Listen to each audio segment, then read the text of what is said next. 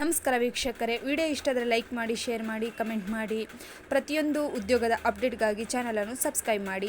ವೀಕ್ಷಕರೇ, ಈ ಬಾರಿ ಮಹಿಳಾ ಮತ್ತು ಮಕ್ಕಳ ಅಭಿವೃದ್ಧಿ ಇಲಾಖೆಯಿಂದ ದಾವಣಗೆರೆ ಜಿಲ್ಲೆ ಅಂಗನವಾಡಿ ಕೇಂದ್ರಗಳಲ್ಲಿ ಅಗತ್ಯವಿರುವ ಅಂಗನವಾಡಿ ಕಾರ್ಯಕರ್ತರು ಹಾಗೂ ಸಹಾಯಕಿಯರ ಹುದ್ದೆಗಳ ಭರ್ತಿಗಾಗಿ ಮಹಿಳಾ ಅಭ್ಯರ್ಥಿಗಳಿಂದ ಅರ್ಜಿ ಆಹ್ವಾನಿಸಲಾಗಿದೆ. ಇಲಾಖೆಯಲ್ಲಿ ಅರ್ಜಿ ಸಲ್ಲಿಸುವ ಅಭ್ಯರ್ಥಿಗಳು ಅಗತ್ಯ ಇರುವ ವಿದ್ಯಾರ್ಹತೆ, ವಯೋಮಿತಿ ಮತ್ತು ವೇತನ ಶ್ರೇಣಿ ಬಗ್ಗೆ ಸಂಪೂರ್ಣವಾಗಿ ಅಳತೆ ಮಾಡಿಕೊಂಡು ಅರ್ಜಿ ಸಲ್ಲಿಸಬೇಕೆಂದು ವಿನಂತಿ ಮಾಡಿಕೊಳ್ಳುತ್ತಿದ್ದೇವೆ.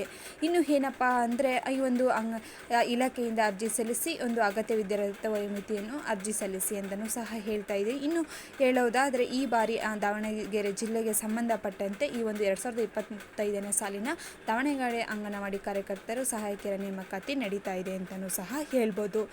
ಇನ್ನು ಈ ಒಂದು ಮಕ್ಕಳ ಅಭಿವೃದ್ಧಿ ಇಲಾಖೆಯಿಂದ ದಾವಣಗೆರೆ ಜಿಲ್ಲೆ ಸಂಬಂಧಪಟ್ಟಂತೆ ನಡೀತಾ ಇದೆ. ಈ ಒಂದು ಅರ್ಜಿ ಶುಲ್ಕ ಯಾವುದೇ ರೀತಿ ಇರುವುದಿಲ್ಲ ಅಂತಲೂ ಹೇಳ್ಬೋದು. ವಯೋಮಿತಿ 45 ವರ್ಷ ಇರುತ್ತೆ. ಮತ್ತು ವಿದ್ಯಾರ್ಹತೆ SSLC ಆಗಿರಬೇಕು ಸಹಾಯಕಿಯರಿಗೆ.